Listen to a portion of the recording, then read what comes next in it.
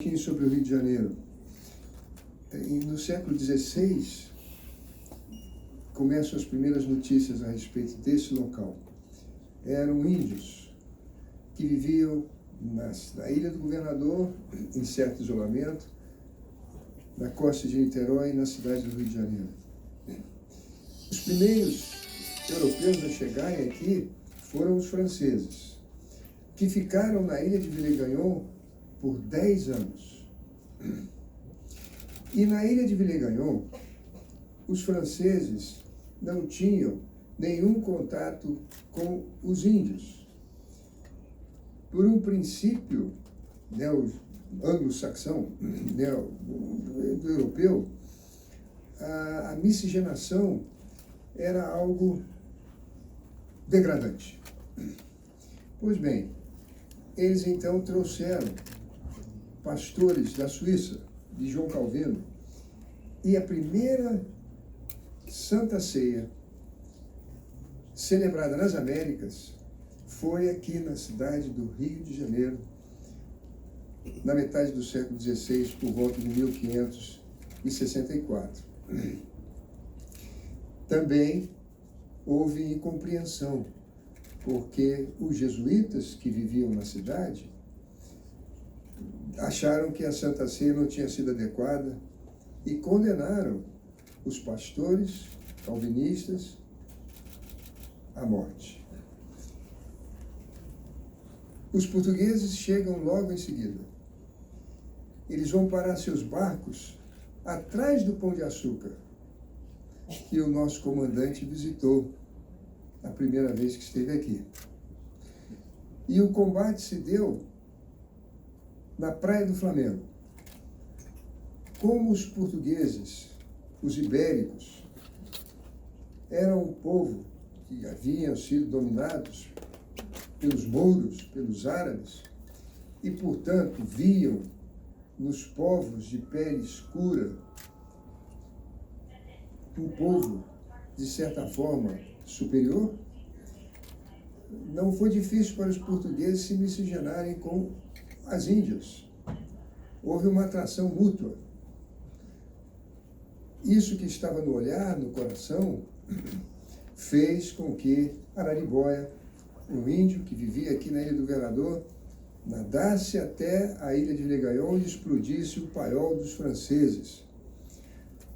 Foi um ato de guerra muito importante para a vitória que os portugueses teriam expulsando os franceses daqui. A partir dali, surgiria uma grande nação mestiça. A primeira indústria do Brasil, a cana-de-açúcar, não poderia ser movida pelo esforço que representava, nem pelos índios, nem pelos ibéricos ou por seus filhos. Foi preciso virem os negros da África. O Brasil era o açúcar e o açúcar era o negro.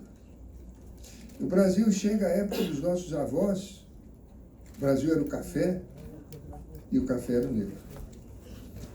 A mulher africana, que suportou todas as angústias, não suportava um sofrimento, que era não ser mãe.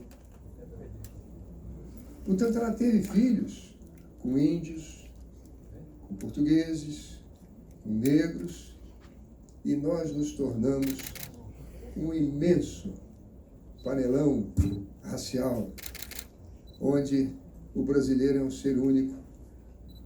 E agora, recentemente, podemos estudar a nossa genética, seja o nosso vice-almirante, seja o prefeito, seja a minha esposa, seja qualquer um brasileiro que você fizer um teste de DNA, ou o comandante Brunet, ou o governador, basicamente nós somos 40% de genes africanos, 40% de genes ibéricos e 20% de genes ameríndios, com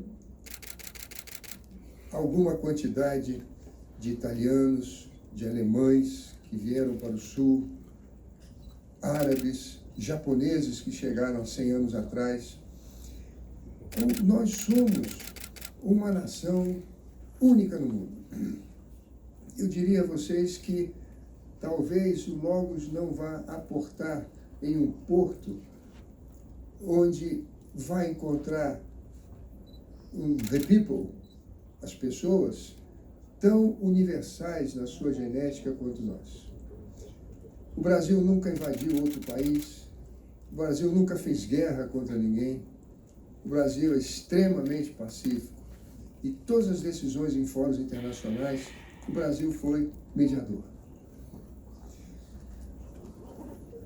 Nós sabemos que há por trás disso uma obra do Espírito Santo, porque o Evangelho, e o Logos representa isso, precisa chegar a todas as nações da Terra. E nós, brasileiros, nos sentimos à altura dessa grande missão, porque somos um pouquinho, dentro de nós, dos povos do mundo inteiro. Essa é a cidade do Rio de Janeiro, a qual eu tenho a honra de ser prefeito. Nós temos a maior floresta urbana do mundo, ao mesmo tempo que somos os maiores produtores nacionais de petróleo. Nós temos praias encantadoras, pontos turísticos extraordinários, famosos no mundo inteiro, mas temos um paradoxo, que é a nossa violência urbana. Há algumas décadas fomos vítimas da droga. E pelo espírito aventureiro do nosso povo, a droga trouxe um engano, uma ilusão. Era uma aventura para os nossos jovens. Muitos embarcaram nela e hoje tem facções, um negócio que envolve milhões de dólares. E o Pio estava me perguntando como orar pelo Rio de Janeiro. E eu disse a ele que orasse pela paz do Rio de Janeiro, porque é isso que nós mais precisamos. Precisamos de paz. A vinda do Logos é para nós uma bênção. Nós temos 650 mil crianças estudando nas escolas públicas do Rio. Milhares e milhares delas já estão preparadas para vir conhecer o navio. Será uma experiência linda. Muitas delas vivem em áreas onde há incursões da polícia, não é verdade, comandante Brunet? E elas ouvem tiros, trocas de tiros. Entrar nesse navio e conhecer gente de todas as partes do mundo, eu tenho certeza, vai tocar muito a alma das nossas crianças. Mas não só eles. Para o povo do Rio de Janeiro, para a minha cidade do Rio de Janeiro, católicos, espíritos, evangélicos, ou quem não tem religião, saber que vocês vieram de todas as partes do mundo nos visitar e trazer para nós palavras tão lindas como o Pio disse aqui, é algo extraordinário. Eu já recebi comitivas do mundo inteiro, grandes empresários, mas garanto a vocês que nenhuma delas foi tão linda e tão bonita quanto o navio Logos pousando, aportando no nosso porto do Rio de Janeiro. O Espírito que vocês trazem, a fé que vocês têm, a palavra de Deus, os tantos livros que estão escritos aqui, milhares de experiências, homens e mulheres que tiveram um encontro com Deus e nos legaram essas lições fantásticas que formam a nossa alma, o nosso espírito, a nossa mente, o nosso coração. Sem sombra de dúvida, não há palavras para expressar o valor disso para nós cariocas.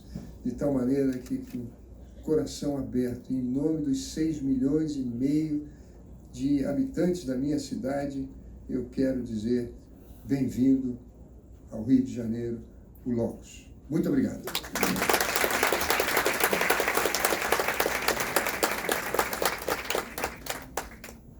I'd like to invite Vice Almirante to say... Gostaria de convidar o vice